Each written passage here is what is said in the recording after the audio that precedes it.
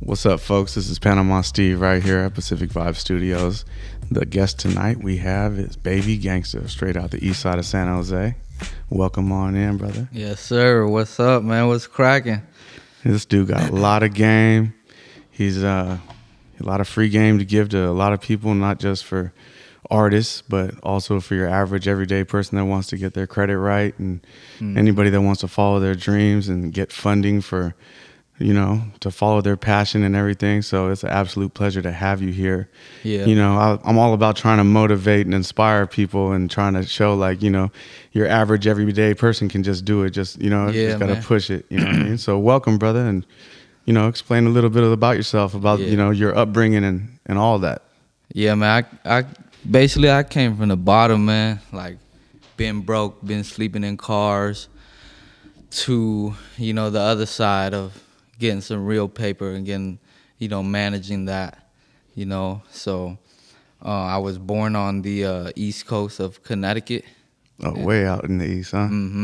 It's about 2 hours away from New York, which was where my brother was born, in the Bronx. But ever since I was a kid, not even a kid, like a baby, my dad divorced with my mom's out there, and he actually drove us to California, San Jose, and straight here to San Jose, huh? Yeah, when I was too young to even remember the East Coast, so I was born there, but I was raised here. Interesting. And I recently went back when I was 17 and so a half. You got a bunch of family over there? Yeah, just on my mom's side. But check this, ever since my dad divorced, when I was probably 2 years old, all the way to 17 years old, I never seen my real mom. Wow. So when I was 17 years old, my dad basically kind of tricked us to go visit my mom, But I wasn't doing too well here for my 17 years in California.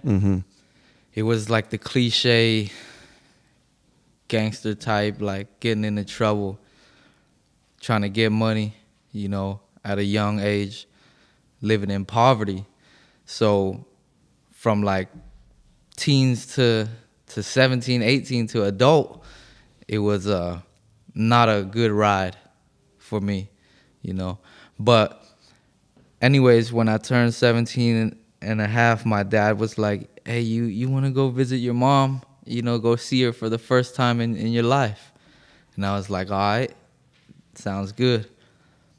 We go there, and when we touch down, everybody, I get to see my mom, and everyone's hugging each other. She's crying, and I'm cooling. I'm 17. I'm kind of grown now. Right. So I didn't really know my mom, so I didn't really feel that bliss of. It was a little awkward. Right. She was still just a stranger, a friend at that. But then it comes nighttime. The days go by so fast in the East Coast. They're 3 hours ahead of Cali. So the day went by so fast. The nighttime came. Then I hear my dad saying, all right, he gonna catch a flight back to Cali. Oh, so he left you there. He left me there, yeah, me and my brother, man. And I had to live in the East Coast for about a year.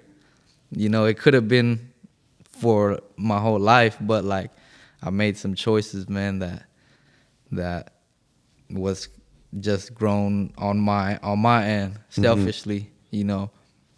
I had a girl back here, and he just uprooted me back to New York or Connecticut, where I never was. Right. So that's not my domain. But while I was over there, I went to school. I got to experience the East Coast lifestyle a little bit, at least in that area. And man, I was just homesick, but right. I was still hustling out there. It stayed with me. Everywhere I go, I seem to dominate the area I'm at, So yeah, I started hustling, man, and school wasn't right for me over there either. When I turned 20, bruh, I think I had told my moms I want to go back and visit California. And my mom was like, damn, well, I'm not going to pay for your plane ticket because, like, I have a feeling you're not going to come back. Like, and I don't want that, basically. But my mom would pay for, like, the ticket, anywhere. Right. But to Cali, she was already having a feeling like that I'm not gonna come back, bro. Right. Anyways, I didn't have a job or nothing, so I was hustling.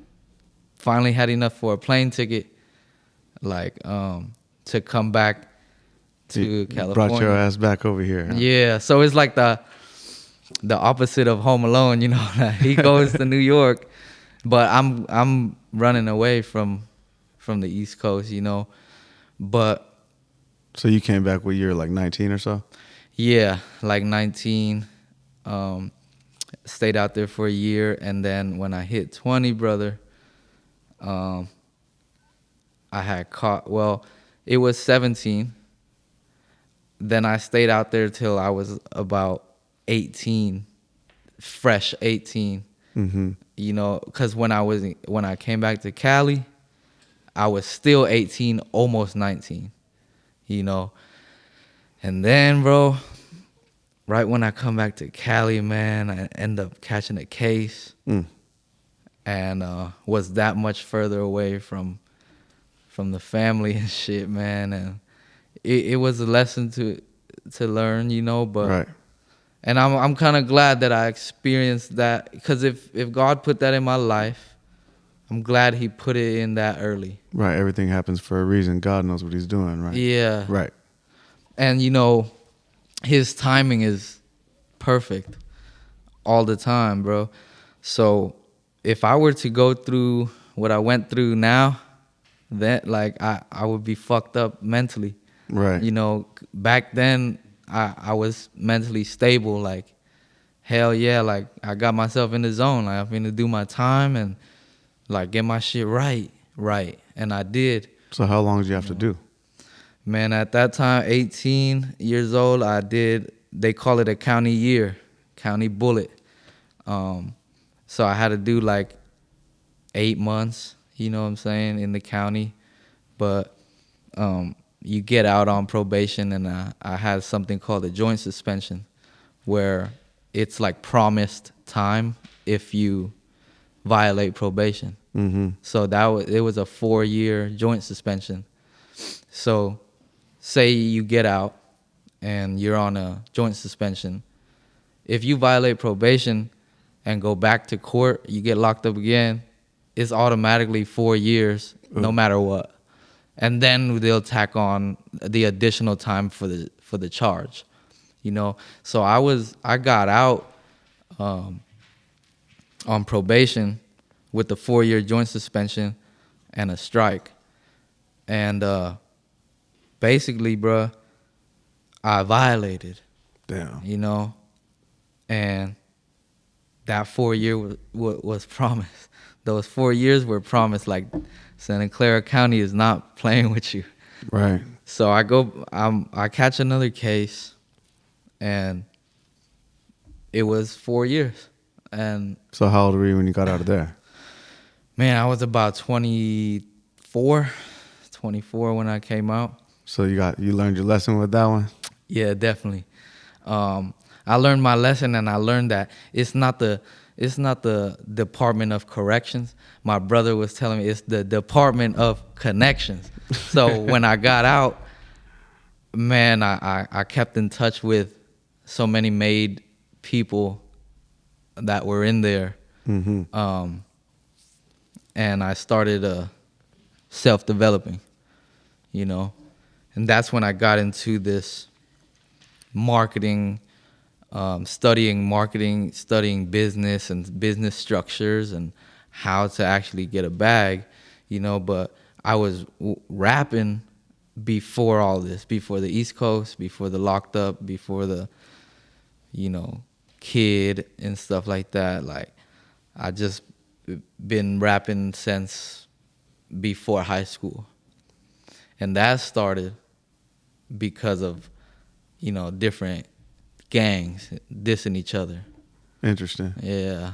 So that it was making diss songs. Right, diss tracks back and forth, huh? Mm-hmm. And then, So you talking about junior high school? yeah, like eighth grade.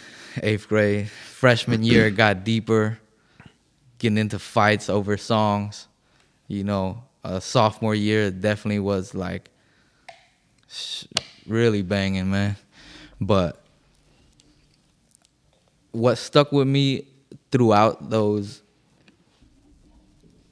lessons was always getting money. Like everything was somehow tied to just trying to get money, just trying to make it, man. Like I really didn't want no trouble, but that shit came because of the path that I went to get money. Right. So it was all money motivated, and these are the risks that you had to take, and you had to learn your lesson from. Yeah, had a problem with stealing, man. I had a problem with robbery, running into homes, and going straight for the money and whatever else brought money, That fast money. That fast money, and it went fast. I had made like probably well over $1,000 a day as a 17, 18, 19-year-old, and it felt great. Like it felt like I was rich, you know what I'm saying? But we're here to talk about today that there's so much that America lets you borrow that you don't have to rob anybody or run into anybody's homes. It's the click of a button and you got yourself some money, as long as you have a plan. So I always tell my peoples, man, it's not the money that's missing. Like that's not the problem. The problem is that we need a plan. Because there's so many people, so many lenders out there that the money's everywhere, but the plan is not everywhere. Right.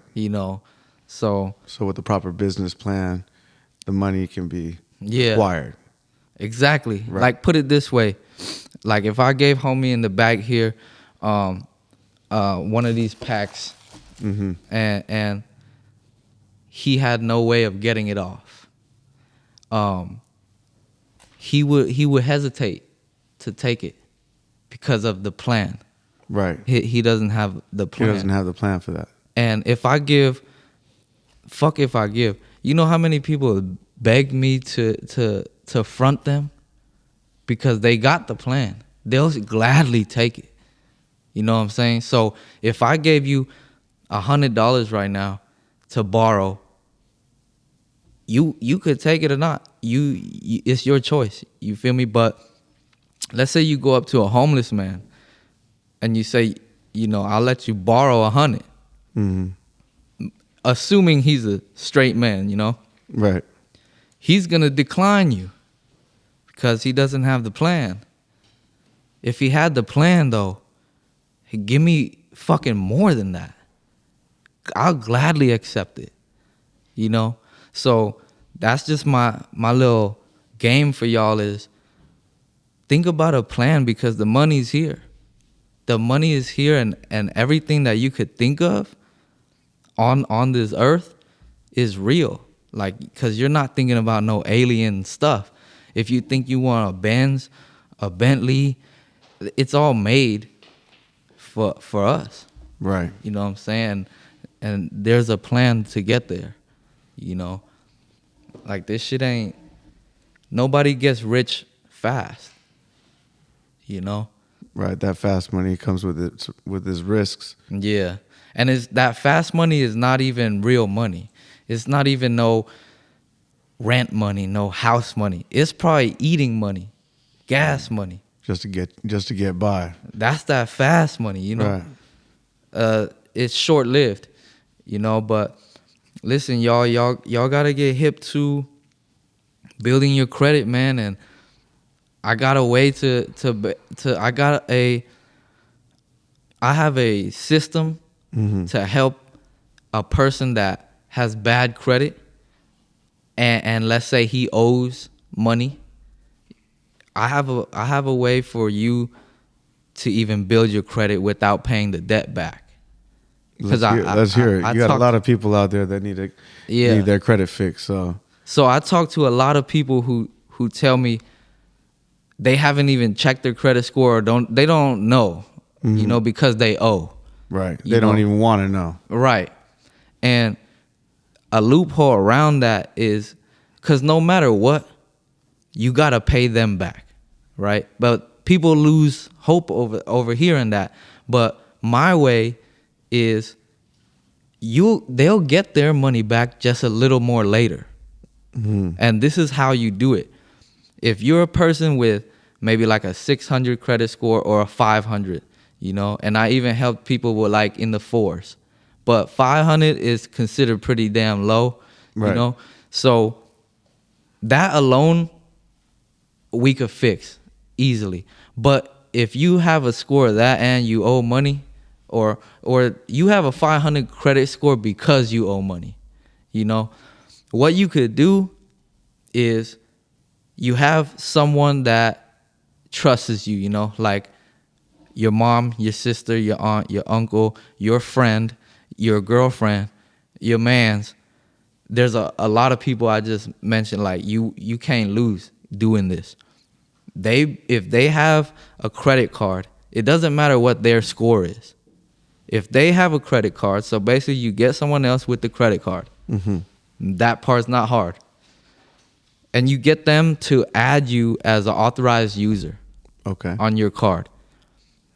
And that way, you buy yourself back into the credit world for free. Just like piggybacking on them, right? Right. Right. But when you do that, mm-hmm. the credit bureaus are going to see that, oh, you're back in, but you owed. But you have someone trustworthy that is willing to put you on. That's co-signing for you, right? Like, yeah, what can they do? Right. Like, now the risk is on your partner, right, or that person that added you as an authorized user. But you'll still get a credit limit and a credit card under your name because of the other person. Right. That's a way for you to get yourself some credit without repaying back your debts. Because usually you would apply yourself and then get denied because you have the debt. Because you have the horrible... Right, track record. Right. But now, if you get added as an authorized user, not if, when. Because when you add someone as an authorized user, it's not a decision. Right. It's a fact. Basically, like the credit bureaus or nobody could deny that. Nobody can. If I say I trust this person, then that's on me. Basically, it's not on the bureau.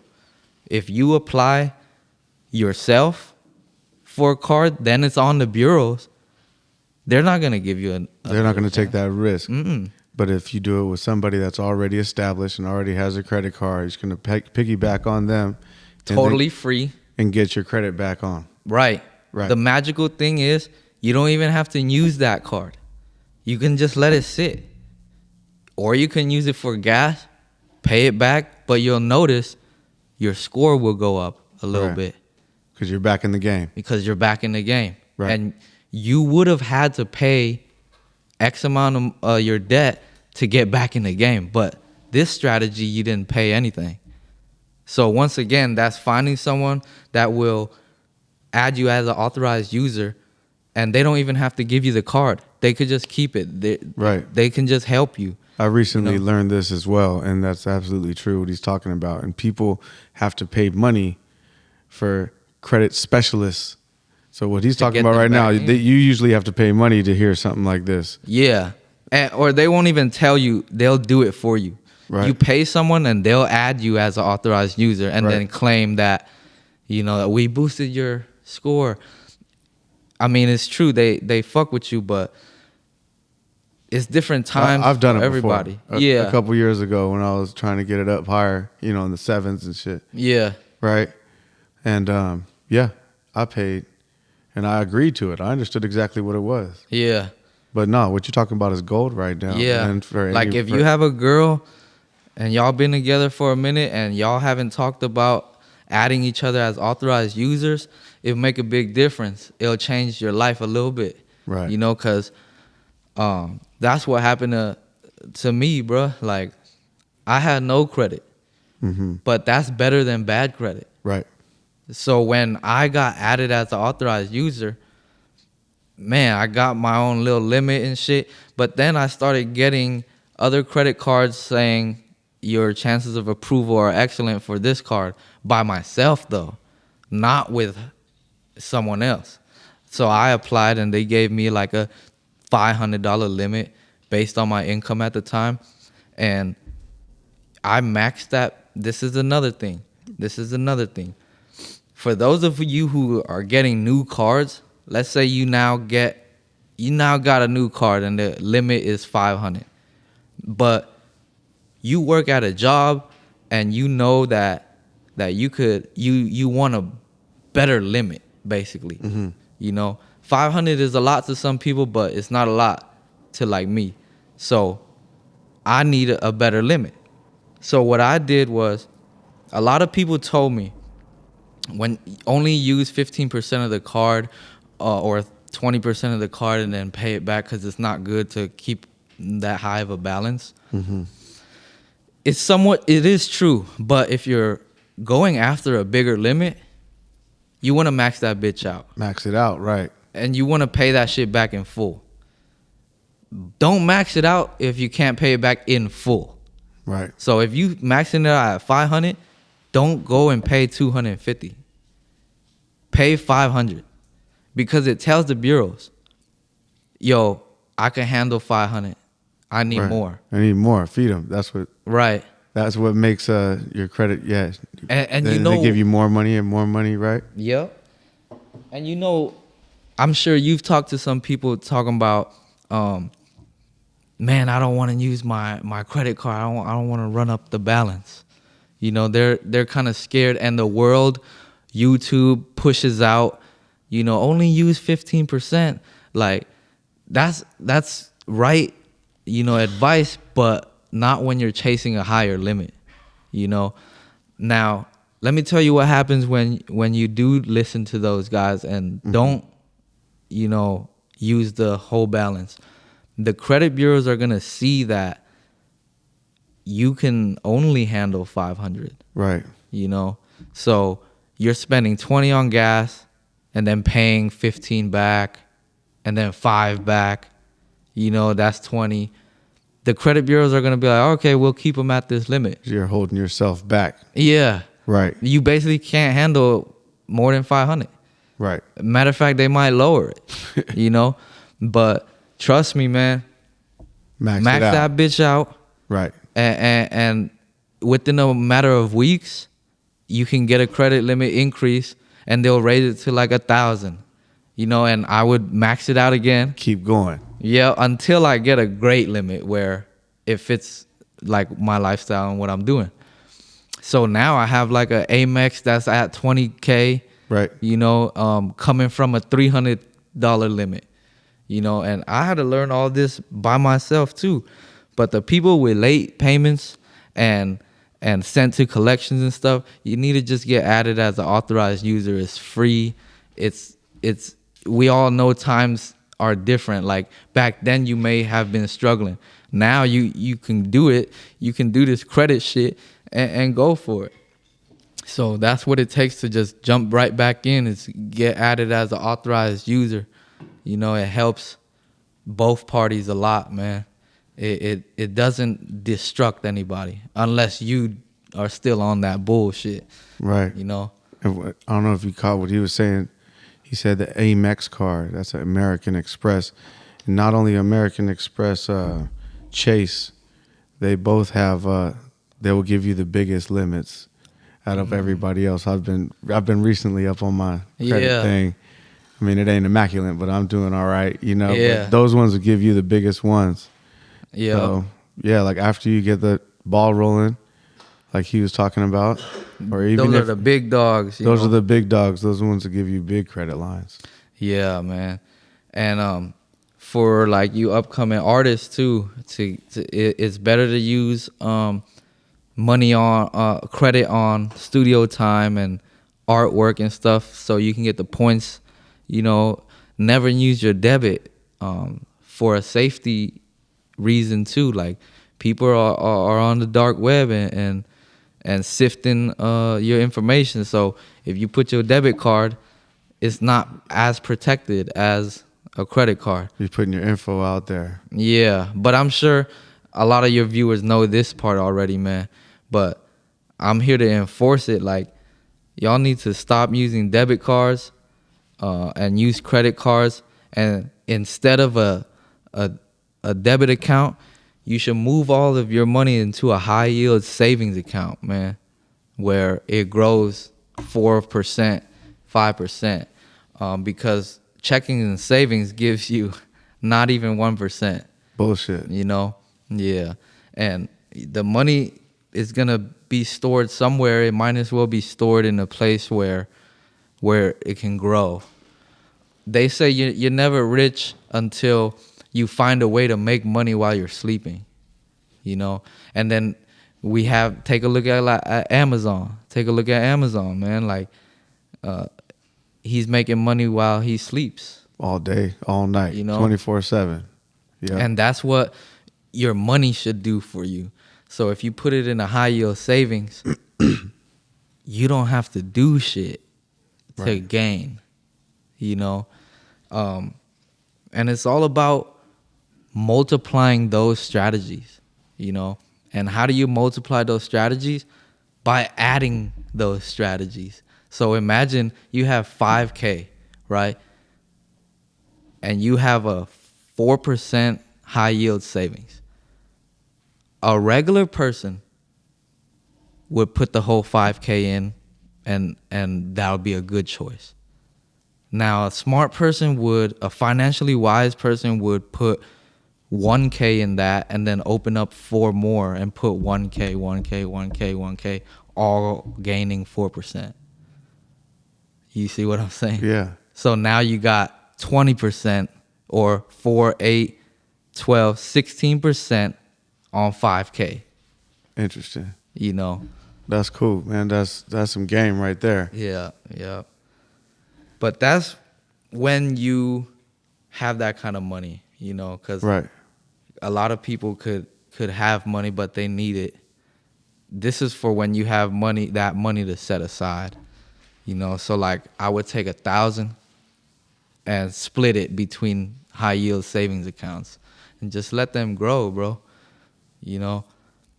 But the real game is how people are really getting rich off of the stock market. And the stock market is a couple ways to play it. And I only dabble. I don't really play in the stock market. But what I know is from studying and talking to people in suburban areas, regular people that work at Google and Apple, I talk to all of them, and all these people are letting their money work for them, literally. And I say, I hear that a lot. But like, exactly what does that mean? You know, my studies came to the conclusion of they get paid and it goes inside of their account, whether it's a high yield savings or a debit card account, you know, the direct deposit. From that account, it's a set up automatic payment of about whatever you could afford, 20, 30, 40, 50, 100. It's automatically set up to where it transfers over to a brokerage account. Then the brokerage account, you basically have to buy the S&P 500 because it's known to grow every year. So think about that. It's an automated system that'll always grow. You see, you get paid, it automatically transfers $50. That $50 goes into the stock, S&P 500, that's already automatically growing.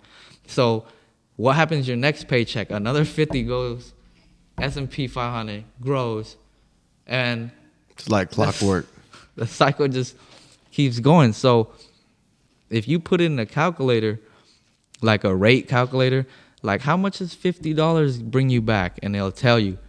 But then you add another zero, it's a big difference. Hell yeah. And then another zero, Right. it's a big difference. So imagine you're contributing to the stock every 2 weeks. See, that's the advanced game, and the way people should do it. And people are misleaded by saying, hey, go buy Apple. Go put $500 and go buy Apple. But it's not over. You have to continue to feed that thing. It's not going to do much with a one-time contribution. Right. You got to keep throwing money at it. Yeah. Instead of buying, if y'all could throw $50 a month or $30 a month, not every 2 weeks, it's still contributing to a growing. And what did we say earlier? You're not rich until you know how to make money while you sleep. So the transfers is making money while you sleep. You see what I'm saying? Hell yeah. That's the objective, to wake up and you made $1,200 already. Something like that, right? And then that $1,200 goes to more plans. Right. Of getting more money. And if you need to get money to start your plan that'll really work, America will let you borrow that money. And it's called credit. It's called loans. They're all thirsty for the fucking plan, for the idea. And it's not the problem of money, bro. Because if y'all had a plan, and if I threw y'all $10,000, a person with no plan would be scary. Oh, I don't want to get in that deal with him, and he's going to want this much back. Talk to a man with a plan. All right, brother, and I'll give you this much back. Right. In this amount of time. Yeah. Hell yeah. So Absolutely. y'all got to get hip with the plan, man. With the game plan and the business plan. But now that we kind of let them know a little bit of how to manage money, I go a step further into, let's dive into an actual plan. Like, what does that look like? Where do we start? Like, and for music artists, bro. Yeah, tell us about music. Tell us about that. There's so much eye-opening things. I call it opening up your third eye.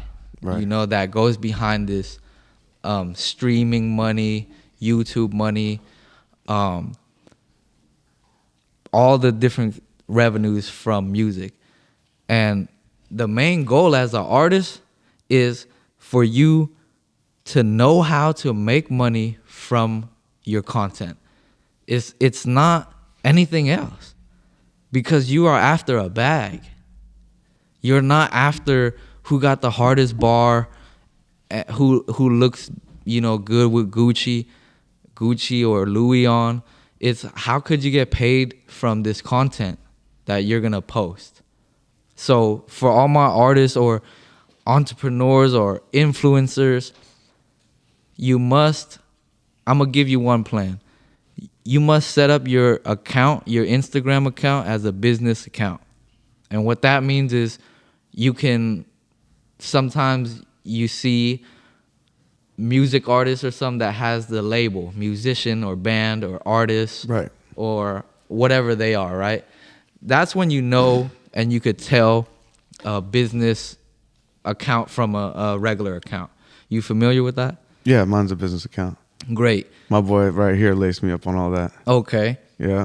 And with the business account, did you know that you can get enrolled in a program called bonuses?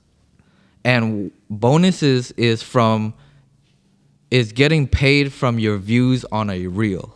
Mm-hmm. Okay? If you're not a business account and you're just a regular person, you don't have that option to get paid for your reels. You see what I'm saying? Yes. So as a music artist or someone trying to make money from the net, y'all gotta make a business account and then enroll in the bonus reel program. The bonus reel program. Yeah, it's called Bonuses Reel Program, REEL, right? And let me give you some insight on how to use this. You search on, not even search. You're on the gram, and you see like a bad bitch or something, Right. video vixen, however a model, whatever you want to call it, right? Well, these girls are posting reels. You see what I'm saying? And take a look at one of their reels, and you'll see the thousands of views, right? So you got to think to yourself, why this girl posting shit like that to show off her shit like that? Well, it's because of behind of a bag. The objective is for her to get a bag. So as many views as she gets, the more money she get. Yes. Right. And you look at her profile, she's going to be a business program. All day. Because she knows the power of that's what she's doing it for. Bonus reels, yeah. Right. They don't give a fuck if you're gonna buy a feet pic or a goddamn blind date type shit. Like they'll get paid in other ways, but the first thing they get paid from is that view, you know. And it's not no like a substantial amount of money, but it is hundreds and thousands. It all adds up, right? Yeah. If you get enough views. Yeah. It's right. it's not like streams. It's a little bit more than streams. It's a good amount of money, you know, like when you doing this type of shit. And not even girls as an example, it's deeper than that. It's the guy who's telling you tutorials, the car guru guy. Right. He's posting reels and he's giving free game. There's a niche to everything, right? Right. And so if you provide value in your reels, you're not just showing your fucking shoot. If you're showing someone how to connect this mic to the podcast and make it all work, it's valuable. Right. These people are gonna watch that, and then they're gonna share it, and they're gonna tag people and stuff. But you gotta make sure you know how to extract money from that valuableness. You know what I'm saying? And that's basically a plan, a strategy. If you can provide value in one of your reels, and then you're enrolled in the bonus program, you can get some money, man. That's some money off Instagram or all these social media. Yeah, and it works kind of the same with YouTube.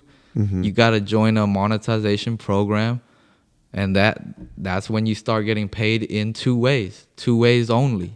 Is through the ad watch, and then the view.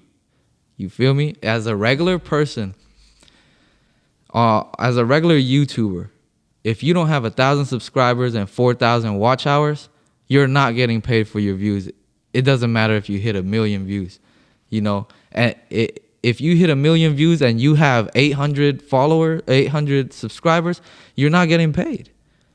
So why would you continue to make 1,000 followers and 4,000 hours? Yes, watch hours. Watch hours. And a watch hour is basically if I made a song that's 3 minutes, a video, and you watched it, the whole thing through the whole thing through, right? Right.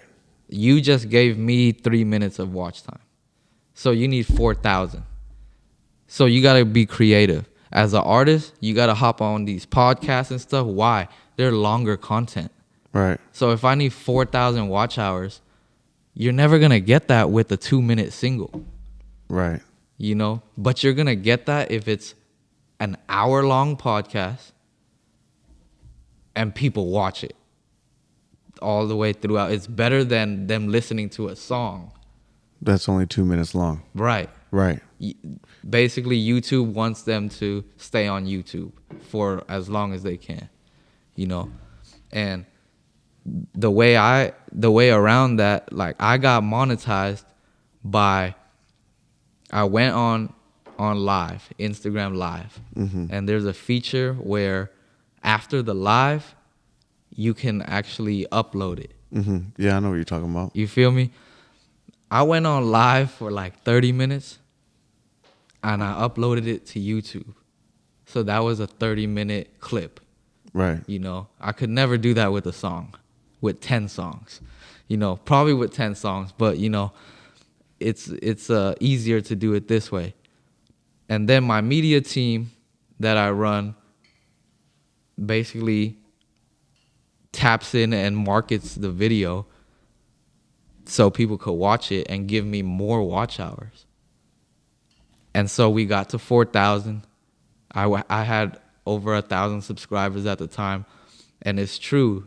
YouTube emailed me and said, would you like to join the monetization program? And what that means is they'll start playing ads in front of your videos.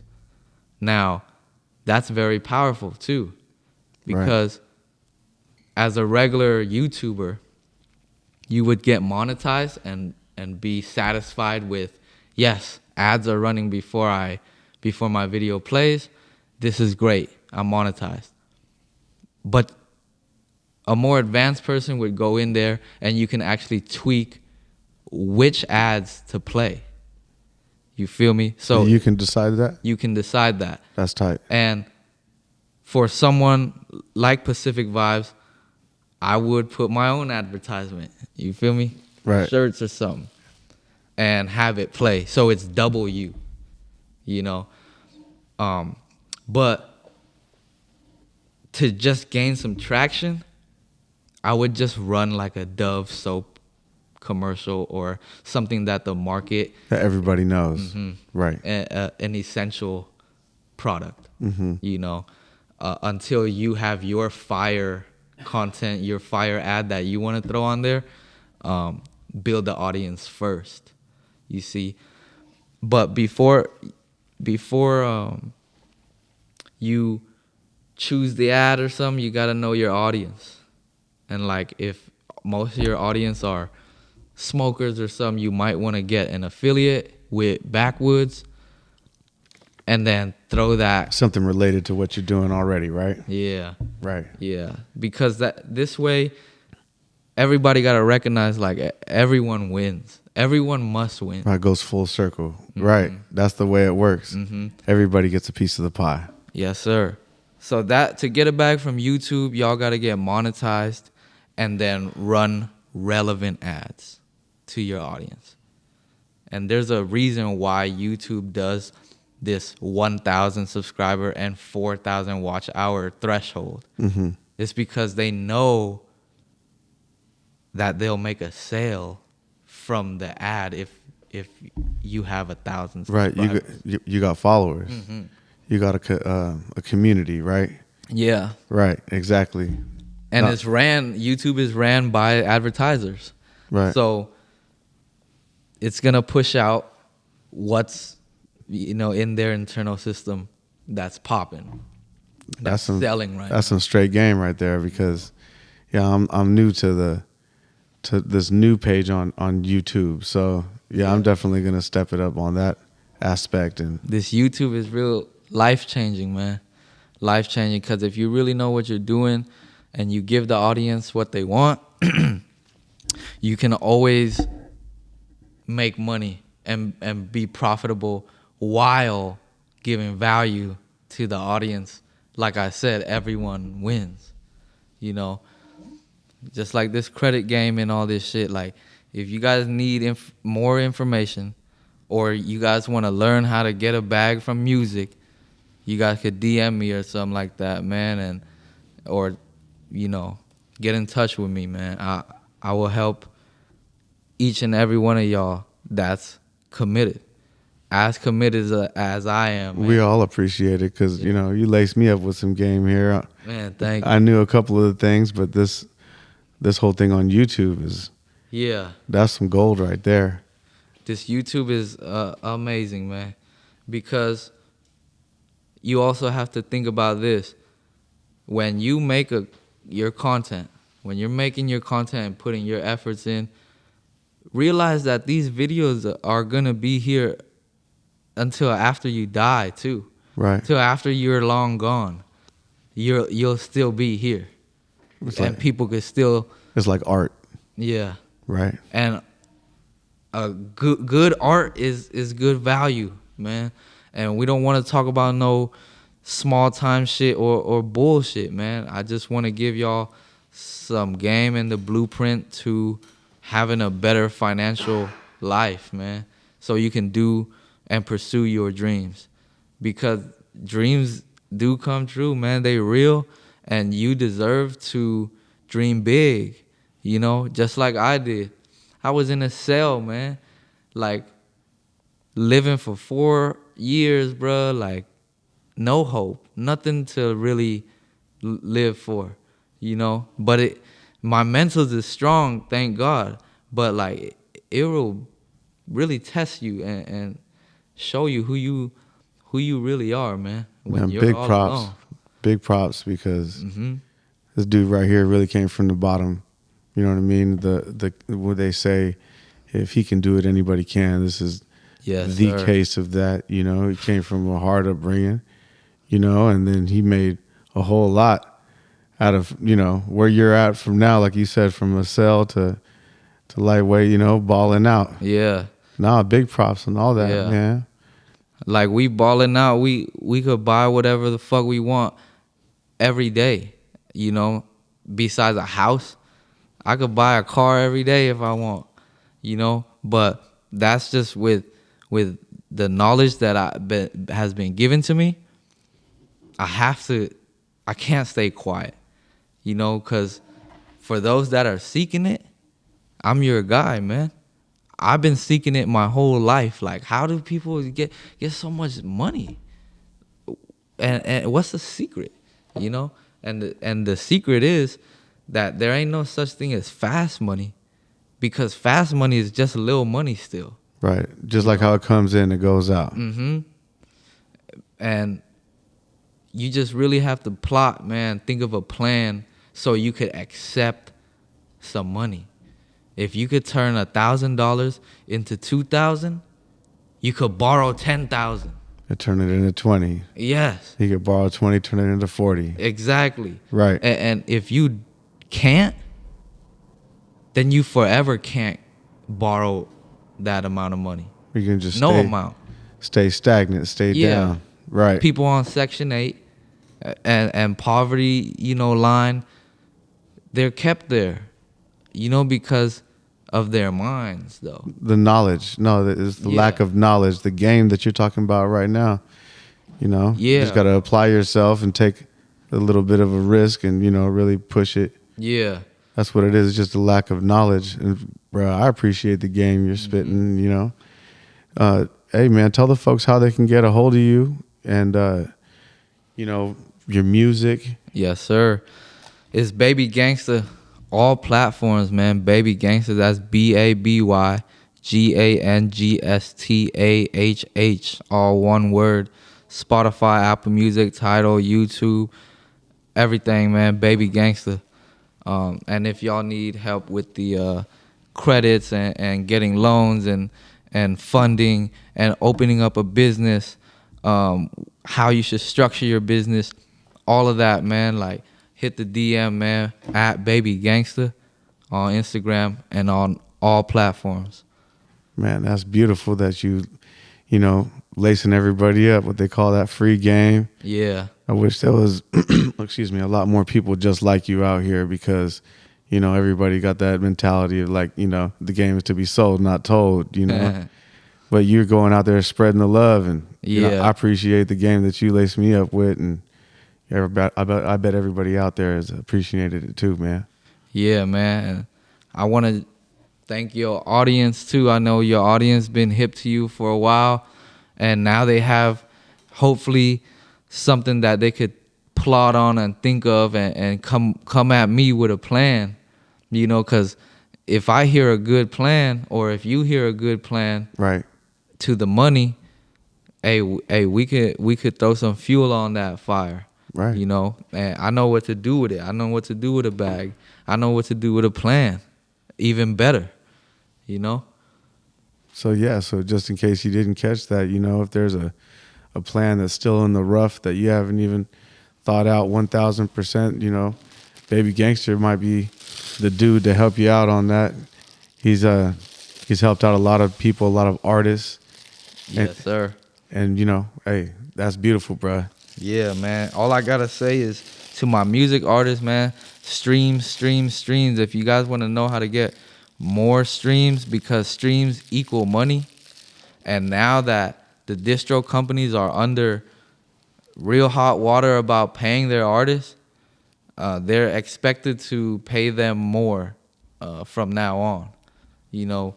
But the streaming money is gonna be popping again in a bit, because before COVID it was lovely, it was good, but it's gonna be even better now because they were paying 0.7 cents per one stream. Mm-hmm. But as a real artist, you know, I hear a lot of people saying, oh, they're paying $0.3 cents for one stream and stuff, but you shouldn't think of one stream like if you're an artist, of course you're gonna get one stream. You know, think of it per 1,000. So per 1,000 streams, Spotify will pay an artist $7. My media team, basically, if you work with my media team, we gonna give you the sauce to profit over your streams, because it may cost. This is just an example. Mm-hmm. It may cost $3 on my media team side to get you 1,000 streams, but in return, Spotify will pay you back $7. So you get about $4 profit there.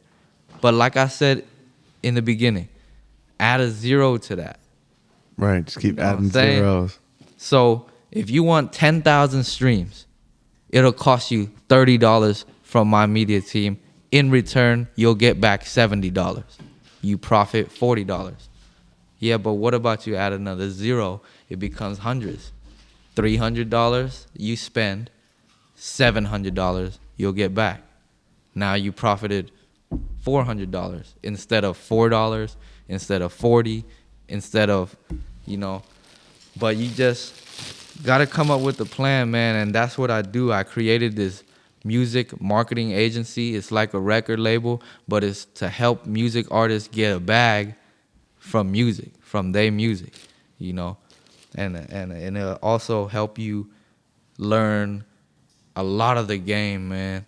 So holla at me if you guys need help with distributing your music and making it profitable, and the content for it, how we can break it all down and push it out. But it'll be different content to only one song, you know. It'll be different content to only one song. Interesting. So you have many things to post. You'd be getting paid off the different ways off of just one song. Right. And that way it'll You'd give be you triple, time. quadruple dipping on that one. Yes. Right. The reels, posts, YouTube, the lyric video, the animation video. This is before the music video, the official music video. You got to have a teaser, a visualizer, then a lyric video, and then just the artwork, maybe, you know. From that artwork, You just named off like 8 right now. yeah. So All 8, on that same slap. yep. Right. And I really named 7 though, because you get a content for every day of the week. So like it starts with the artwork. It starts with you hopping in the booth. Once you hop out that booth, you get the artwork. From that artwork, you turn it into a motion artwork. From that motion artwork, you turn it to a visualizer. The visualizer, you turn it to a teaser. The teaser will bring a lyric video. From the lyric video, you might do another teaser, and then the official music video drops Friday. So Monday, Tuesday, Wednesday, Thursday is just content, and then everybody get ready. Friday is the official music video for this Then song. you dropping it hard. Yeah, and it'll go crazy. Right. Because people will wait a week if it's fire. If it's fire content, and you keep reminding them, you know, for 6 days, and then on Friday, this shit gonna go crazy. They already want to see the official music video. You know, all of this content though could go down all at the video shoot. You see, if a real director would, you know, shoot the video and shit, but then he'll tell you, okay, now come to the side and just lip sync this shit, and on the side here we're gonna put lyrics. You feel? Okay, now go to this car that you got in the video and just turn it into a boomerang with lyrics, but it's all the same song. Killing it. Yeah. Hell yeah. Yep. But yeah, once again, man, that's Baby Gangstahh, BabyGangstahh on all platforms, man. Thank you for having me, brother. That was a pleasure. It was a pleasure having you, brother, and we appreciate all the game that you spit to us. And man, keep doing your thing. And I can't wait to see your next ventures, bro, because you're really lit right now. You're doing your thing real big. Make sure y'all go stream that Like Me that just dropped. It's called Like Me on YouTube and on all platforms. Give it a listen, man, and hit the DM if y'all want to get further in your careers. Man, you heard it first right here, man. That's Baby Gangstahh with 2 H's. Go ahead, hit him up, man. He's got a lot of game to give and a lot of love, bro. We appreciate you coming out, man. Thank you. Yep. Until next time, y'all be cool.